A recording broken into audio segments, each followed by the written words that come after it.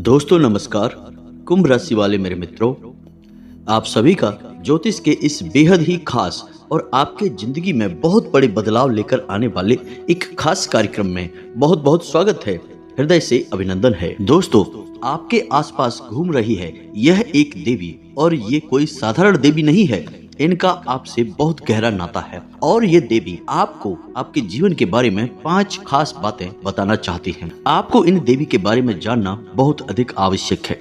यदि आपने इस वीडियो की अनदेखी की तो आपको इसकी बहुत बड़ी कीमत चुकानी पड़ेगी, और यदि आपने इस वीडियो को पूरा देख लिया, अंत तक देख लिया, तो हम गारंटी देते हैं कि आपके जीवन में किसी भी चीज की फिर कोई कमी रहने वाली नहीं है। आप जो भी चाहते हैं वो सब कुछ आपके कदमों में होगा। आपकी हर एक मनोकामना पूरी हो जाएगी और आपके शत्रुओं का भी पूर्ण रूप से नाश हो जाएगा। क्योंकि हम यहाँ पर बात किसी इंसान की नहीं कर रहे हैं, हम यहाँ पर बात कर रहे हैं एक देवी की, जो आपके ऊपर पूर्ण रूप से कृपा बरसाने के लिए तैयार बैठी हैं। और पिछले कुछ समय से इन देवी ने आपके साथ होने के कुछ बड़े ही स्पष्ट संकेत भी दिए हैं, लेकिन आपने ही अनजाने में इन संकेतों को पहचान नहीं पाया है, या फिर यूं कहें कि आपको ज्ञान नहीं है कि देवी देवताओं के संकेत कैसे होते हैं। तो ऐसे में आपको यह जानना बहुत आवश्यक है कि देवी के आपके आसपास होने के कौन से बड़े संकेत हैं।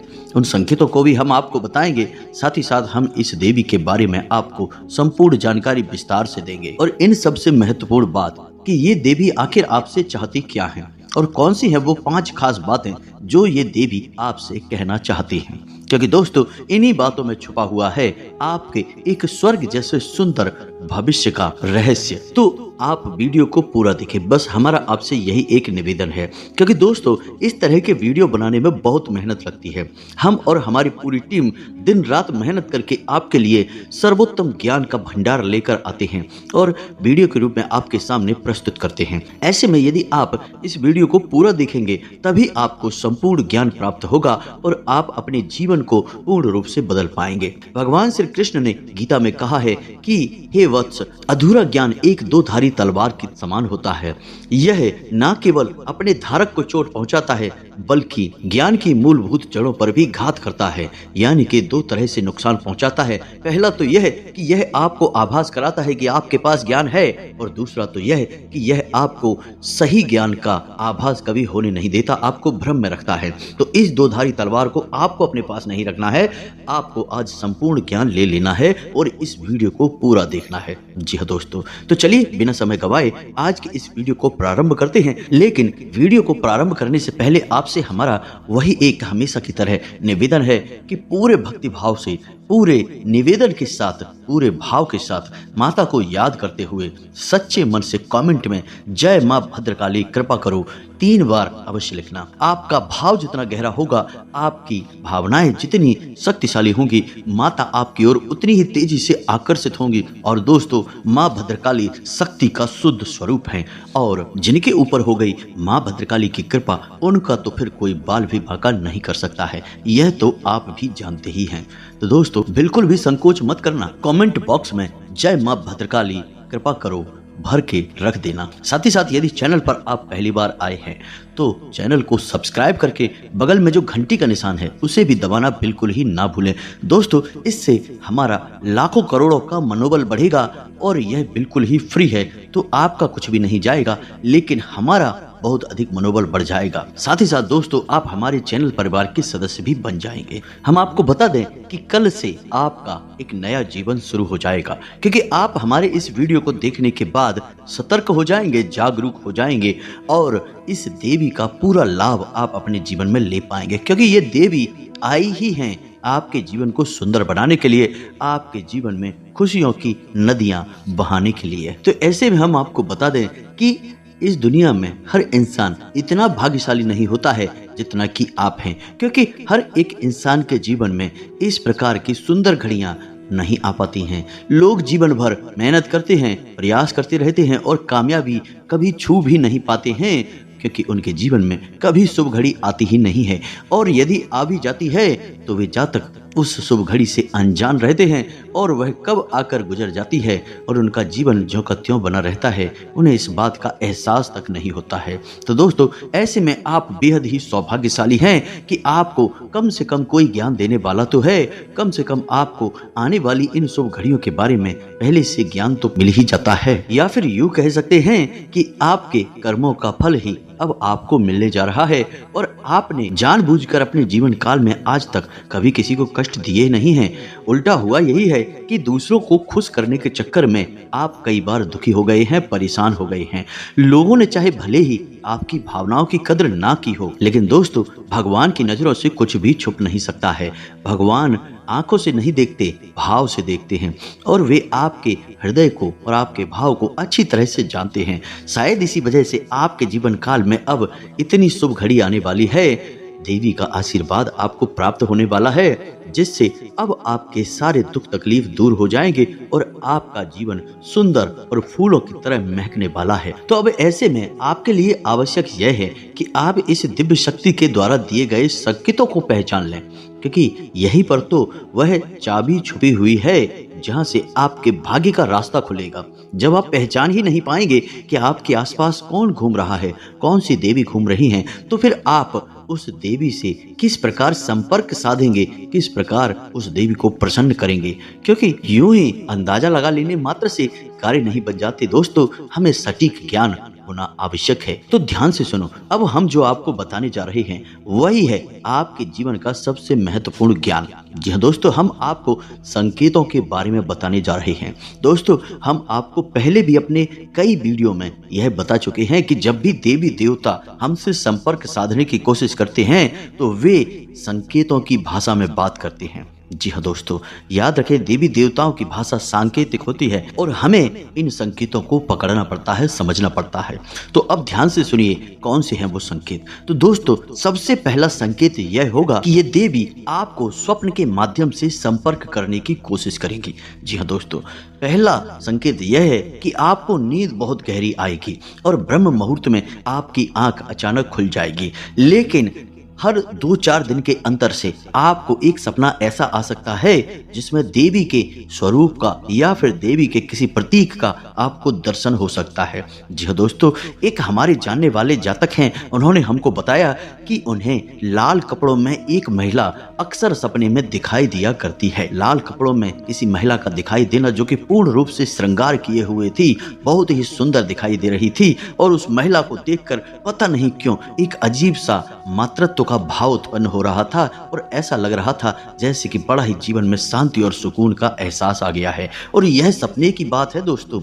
जब ऐसा सपना उन्हें अक्सर बार बार आया तो उन्होंने हमसे संपर्क साधा, तो हमने उन्हें बताया कि तुम्हारे ऊपर एक देवी की विशेष कृपा होने वाली है। कौन सी थी वो देवी, हमने उन्हें विस्तार से सारी जानकारी दी और उन्होंने कुछ गुप्त उपाय और साधना की और आज उनका जीवन पूर्ण रूप से बदल गया है। तो दोस्तों, स्वप्न को आप हल्के में ना लें। स्वप्न एक ऐसी प्रक्रिया है जब इंसान इस मृत्यु लोक को छोड़कर किसी ऐसे लोक में चला जाता है जहां पर वह सीधे देवताओं से संपर्क में रहता है या फिर पितृ पूर्वजों के संपर्क में आ जाता है। अब इसमें समझने वाली बात यह है कि जो सपने किसी विशेष मकसद के साथ हमारे साथ घटित होते हैं, उन सपनों को हम कभी भूल नहीं पाते हैं, वे हमें पूरे के पूरे याद रहते हैं। अक्सर सपनों के साथ यही होता है कि आप जब सुबह सोकर जागते हैं तो थोड़ी देर तक तो आपको सपना याद रहता है, उसके बाद आप उसे पूरी तरह से भूल जाते हैं। लेकिन जिन सपनों के माध्यम से देवी देवता या फिर कोई दूसरी पराशक्तियां आपको कुछ संकेत देने की कोशिश करती हैं, वे सपने आप भूलते ही नहीं हैं। उन सपनों में क्या घटित हुआ वह आपको काफी हद तक पूर्ण रूप से याद रहता है।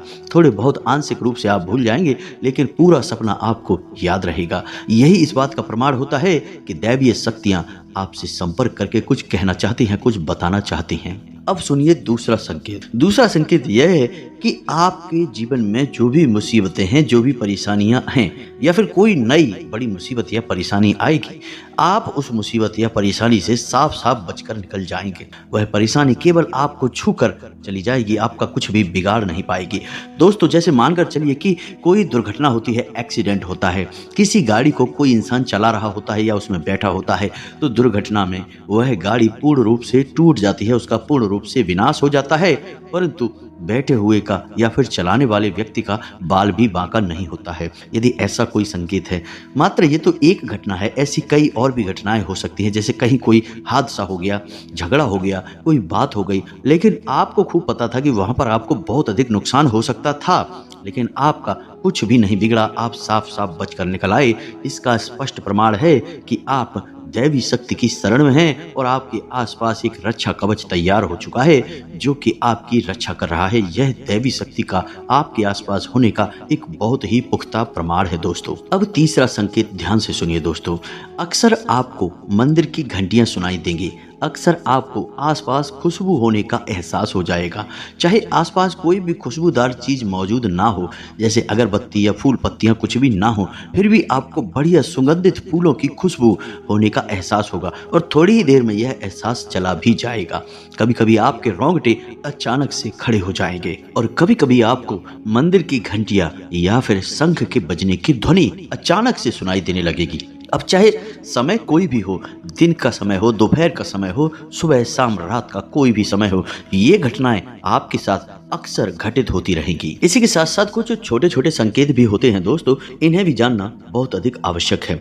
जैसे कि आपको अचानक से कोई खुशखबरी सुनाई देगी, आपका कोई ऐसा कार्य जिसके बारे में आपको लगता था कि यह कार्य आपका बनेगा नहीं या फिर बनेगा भी तो आपको बहुत नुकसान होगा, लेकिन वह कार्य आसानी से बन जाएगा और आपका कोई नुकसान भी नहीं होगा, आपका फायदा ही होगा। जैसे कोई विवाद है या कोई और दूसरा कार्य है। अगला संकेत यह होगा कि आपका रुका हुआ धन आपको प्राप्त हो जाएगा। जैसे कोई इंसान है जिसने आपसे पैसे लिए और वह दे नहीं रहा है, लेकिन कुछ ऐसा होगा कि वह खुद पैसे लेकर आपके दरवाजे पर आएगा और आपको आपके पैसे वापस करेगा। कभी कभी ऐसा होगा कि आपको जैसे जो लग रहा था किसी घटना के होने का कि ऐसा अवश्य हो सकता है और वही घटना अचानक से घट जाएगी। यह भी बहुत बड़ा प्रमाण है, इसे भी हल्के में नहीं लेना चाहिए। और कुछ संकेत और भी हैं दोस्तों जो कि कुछ जातकों ने बताए हैं, स्पष्ट तौर पर प्रमाण हैं देवी शक्ति के आसपास होने का। जैसे कि वो कहीं जा रहे हैं और कुछ उनके दिमाग में उलझन है या कोई उनके साथ बुरी घटना घटी है और किसी महिला ने आकर उन्हें पहले ही बता दिया है, बेटा थोड़ा संभल कर चलो, आगे चोट लग सकती है। और हुआ भी यही कि आगे जाकर वो गिर गए या उनका एक्सीडेंट हो गया छोटा मोटा और वो चोट लगने से बच गए। तो वो महिला जो थी वो असल में एक देवी शक्ति थी। तो ये तो थे कुछ छोटे और बड़े प्रमाण जो कि स्पष्ट संकेत हैं देवी शक्ति के आपके आसपास होने का। अब पिछले कुछ दिनों में यानी कि 5 से 6 दिनों में आपके जीवन काल में इनमें से कौन से विशेष संकेत या घटनाएं घटी हैं, आप कमेंट करके हमें बताना। यदि आपके जीवन में इनमें से कोई एक घटना भी घट जाती है तो आप समझ जाना सारी घटनाएं तो आपके जीवन में नहीं घटेंगी दोस्तों। यह तो बहुत ही अवास्तविक और बेतुकी बात होगी कि सारी घटनाएं आपके ही साथ घट जाएंगी। लेकिन दोस्तों इन सारी घटनाओं में से, सारे संकेतों में से 1-2 संकेत आपको अवश्य ही प्राप्त हुए होंगे। तो जो संकेत यदि आपको प्राप्त हुई है तो आप समझ जाना और आप हमें कमेंट करके अवश्य बताना कि आपके साथ इनमें से कौन सी घटना घटित हुई है। अब ध्यान से सुनिए कि आपको पता चल गया कि आपके आसपास कोई देवी हैं, आपने संकेतों को भी अच्छी तरह से समझ लिया, आपने हमारे द्वारा बताई गई बातों को अच्छी तरह से समझा और अपने जीवन में इन्हें उतार कर जानने की कोशिश की और आपको पता चल गया कि आपके आसपास कोई देवी हैं। लेकिन अब मन में यह प्रश्न उठता है कि आखिर कौन सी देवी हैं जो आपकी रक्षा कर रही हैं, आपके जीवन को बदलना चाहती हैं और आपसे उनका बहुत गहरा नाता भी है। और प्रश्न उठना भी मन में बिल्कुल ही स्वाभाविक है। दोस्तों प्रश्न अगर आपके मन में उठा है तो उसका जवाब भी आप ध्यान से सुनिए। इस प्रश्न का जवाब यह है कि वे देवी हैं आपकी कुल देवी। जी हाँ दोस्तों, आपकी कुल देवी आपकी माँ के समान है। वे केवल आपकी ही माँ नहीं है, आपके पूरे कुल की माँ है, आपकी कुल की पालनहार हैं, तारणहार हैं और लंबे समय से आपके कुल की रक्षा करती चली आ रही हैं और आपके कुल की पूजनीय भी रही हैं। लेकिन आज के इस भागदौड़ भरी जीवन में लोग अपने कुल देवी और देवताओं को पूर्ण रूप से भूल चुके हैं। अपने पितृ देवताओं का भी तो ख्याल नहीं रख पाते हैं, कुल देवी और देवताओं की तो बात ही क्या की जाए। लेकिन दोस्तों आप कुल देवी को बिल्कुल भी हल्के में मत लेना। जिस इंसान ने अपने जीवन में अपनी कुल देवी के दर्शन नहीं किए हैं, उनको भोग अर्पित नहीं किया, उनकी नित्य पूजा पाठ नहीं की है, वह इंसान जीते जी तो कभी सुख प्राप्त कर ही नहीं सकता, बल्कि मृत्यु के बाद भी उसे सुख प्राप्त नहीं होगा, उसकी कभी मुक्ति नहीं होगी और उसे पुनः मृत्यु लोक में कष्ट और पीड़ाएं सहने के लिए आना होगा। ऐसा भयानक श्राप क्यों है दोस्तों? हम नहीं कह रहे हैं, यह श्राप गरुड़ पुराण में लिखा हुआ है दोस्तों।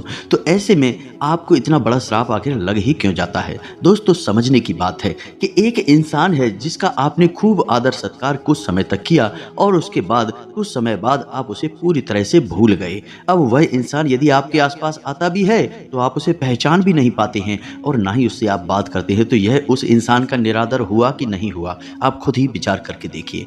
जब इंसानों के विषय में इतनी छोटी बात का इतना बड़ा मतलब निकलता है कि सामने वाला आपसे रुष्ट हो सकता है, आपको कुछ भी मन में भला बुरा सोच सकता है, तो दैवीय शक्तियों का तो फिर कहना ही क्या है, क्योंकि वे एक पीढ़ी से नहीं, दो पीढ़ी से नहीं, पिछली ना जाने कितनी पीढ़ियों से आपके घर में पूजनीय हैं। अब कुछ समय से उनका पूजा पाठ बंद हो गया है, जिसकी वजह से वे कितनी क्रोधित होंगी, आपसे कितनी नाराज होंगी, आप खुद ही इस बात को सोच कर देखिए। रूह कपा देने वाली, रोंगटे खड़ी कर देने वाली घटना है यह, साधारण घटना नहीं है। ऐसे में आपको मानसिक शांति, सुकून, सफलता कुछ भी हासिल हो ही नहीं सकता है। कुल देवी का अपमान निरादर जहां हो जाए, उस घर में किसी भी प्रकार की खुशहाली आ ही नहीं सकती है। तो अब ऐसे में आप क्या करें? दोस्तों हम आपको बता दें कि आपको जो हमने बताए हैं उनमें से यदि एक भी संकेत देखने को मिल जाता है अपने जीवन काल में पिछले 5 से 6 दिनों में, जी हाँ दोस्तों हम आपको बता रहे हैं, आप ध्यान से समझिए, पिछले 5 से 6 दिनों में यदि आपको इनमें से 1 या 2 संकेत भी मिल गए हैं तो आप समझिए कि आपकी कुल देवी आपके आसपास है। अब वो आपसे क्या कह रही हैं? दोस्तों वे आपसे 5 बातें कह रही हैं। आप ध्यान से सुनिए दोस्तों, इस वीडियो को आपने यदि मिस कर दिया तो हम कह रहे हैं कि आप अपने जीवन का सबसे बहुमूल्य खजाना मिस कर देंगे। फिर मत कहना कि जीवन बदलता क्यों नहीं है, परेशानी कटती क्यों नहीं है, क्योंकि इसका कारण आप स्वयं खुद होंगे। तो आप ध्यान से सुनिए कि आपकी कुल देवी आपसे क्या कह रही हैं। सबसे पहली बात कि आपकी कुल देवी आपसे कह रही हैं कि उनकी पूजा पाठ प्रारंभ करो। जब भी कोई देवी या देवता किसी कुल से बंध जाते हैं तो वे उस कुल की पूजा पाठ और उस कुल के सत्कर्मों से ऊर्जा ग्रहण करने लगते हैं, और जब उनका पूजा पाठ बंद हो जाता है तो देवी देवताओं की शक्ति पर इसका प्रभाव पड़ता है। जिस प्रकार पितरों की पूजा करने से पितरों को शक्ति प्राप्त होती है, वैसे ही देवी देवताओं की पूजा करने से उन्हें भी शक्ति प्राप्त होती है। फिर वे हमें देने योग्य होते हैं, इसीलिए उनका नाम देवता होता है। वो हमें देते हैं इसलिए देवता कहलाते हैं। तो आपको क्या करना है? उनकी पूजा पाठ प्रारंभ करनी है। दूसरी बात आपकी कुलदेवी आपसे क्या कह रही हैं? दूसरी बात आपकी कुलदेवी आपसे यह कह रही हैं कि आप उन्हें भूल चुके हैं, उन्हें आपने याद नहीं किया है, आप उनके मूल स्थान को नहीं जानते हैं। तो एक बार कम से कम जीवन में उनके मूल स्थान पर जाकर उनके लिए कुछ विशेष पूजा पाठ अवश्य कराइए दोस्तों। यकीन मानिए ये बातें कोई भी इंसान आपको बताएगा नहीं, मुफ्त में तो कोई नहीं बताएगा। बहुत मोटी मोटी रकम लेकर लोग इतनी बड़ी बड़ी बातें बताते हैं, हम तो आपको मुफ्त में ही बता रहे हैं, क्योंकि हमारा मकसद केवल और केवल आपके जीवन में बदलाव लेकर आना है। अब चौथी मांग सुनिए दोस्तों, यह बहुत ही आवश्यक है। चौथी मांग कुलदेवी की आपसे यह है कि आपके घर में जब भी पूजा पाठ होती है तो एक दीपक कुलदेवी के नाम का अवश्य जलाया जाए और कुलदेवी के नाम से भोग अवश्य निकाला जाए। दोस्तों कुलदेवी को याद करते हुए उनके नाम से थोड़ा सा भोग अवश्य निकाला जाए। आप अपनी पूजा की अलमारी में देवी देवताओं को भोग तो लगाते ही हैं, कुलदेवी के नाम से भी आपको भोग निकालना है।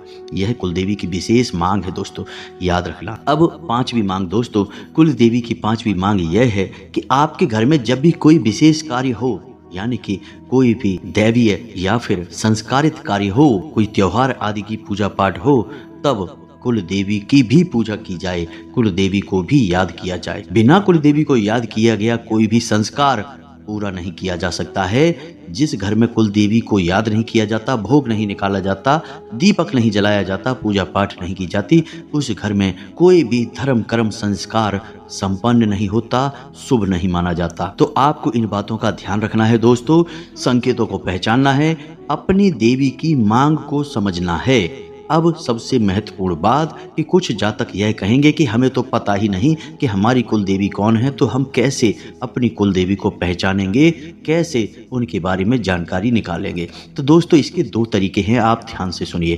पहला तरीका यह है कि आप अपने घर के बड़े बुजुर्गों से, जी हाँ दोस्तों, अपने घर के सबसे बुजुर्ग सदस्य से यह जानने की कोशिश करें, दो चार लोगों से बात करें कि आपके घर में कौन सी कुल देवी की पूजा की जाती है। कुछ लोगों के यहाँ भद्रकाली की पूजा होती है, किसी के यहाँ बगलामुखी की पूजा होती है, किसी के यहाँ विंध्यवासिनी देवी की पूजा होती है। तो आपके घर में किस कुल देवी की पूजा की जाती है?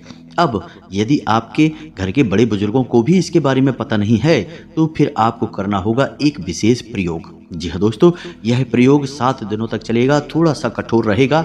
इस प्रयोग के बारे में आपको हम बताने जा रहे हैं, ध्यान से सुनिए।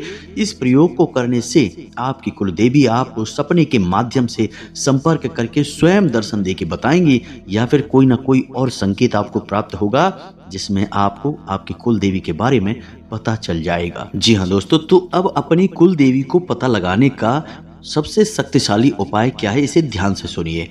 उपाय आपका शुक्रवार के दिन प्रारंभ होगा, 7 दिनों तक चलेगा दोस्तों। इसके लिए आपको सामग्री क्या चाहिए, ध्यान से सुनिए। पान के पत्ते और एक साबुत सुपारी।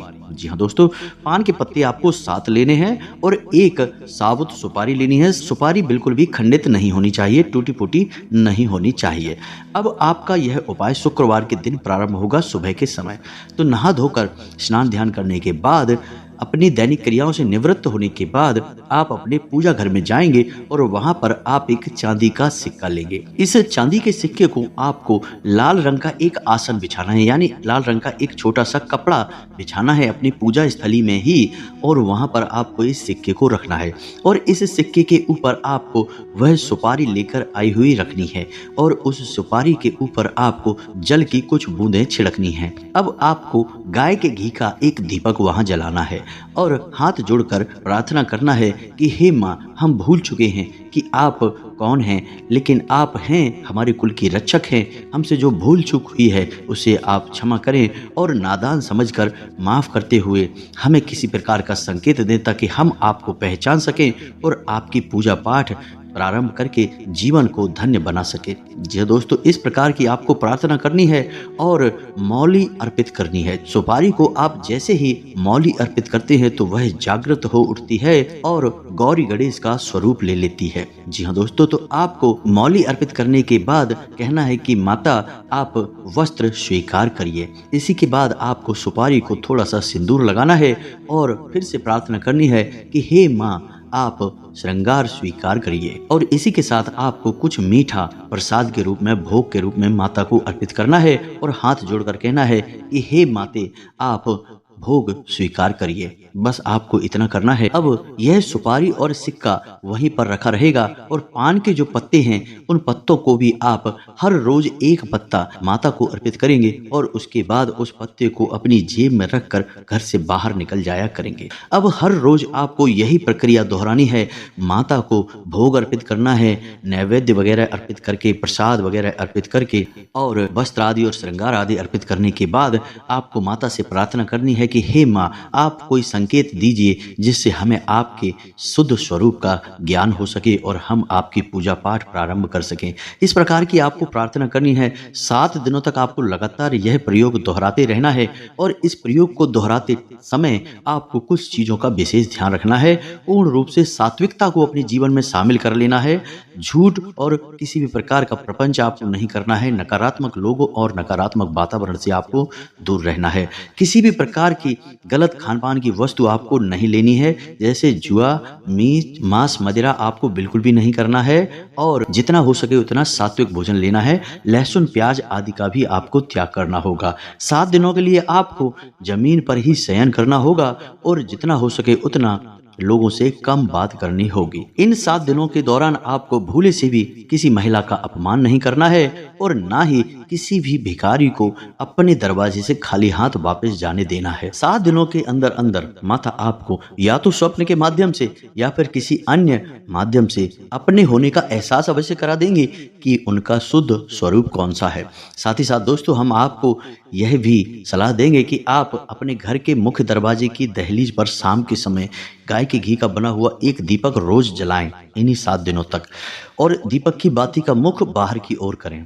और जब आप दीपक जलाएं तब भी आप अपने मन में भाव यही रखें कि माता आप अपने होने का हमें एहसास कराएं, ताकि हम आपकी पूजा पाठ प्रारंभ करके अपने जीवन को धन्य बना सकें। दोस्तों यकीन मानिए यह प्रयोग इतना शक्तिशाली है कि 7 दिनों के अंदर अंदर लोगों को अपनी कुल देवी के वास्तविक स्वरूप के दर्शन हो जाते हैं, उन्हें एहसास हो जाता है और ज्यादातर लोगों को सपने के माध्यम से ही एहसास होता है। उम्मीद है आपको भी ऐसा ही कुछ पता चल जाएगा। तो दोस्तों हमने जो जानकारी आपको दी है वह बहुत ही बहुमूल्य है। आपको उस जानकारी को अपने जीवन में उतारना है और अपने जीवन को पूरी तरह से बदल डालना है।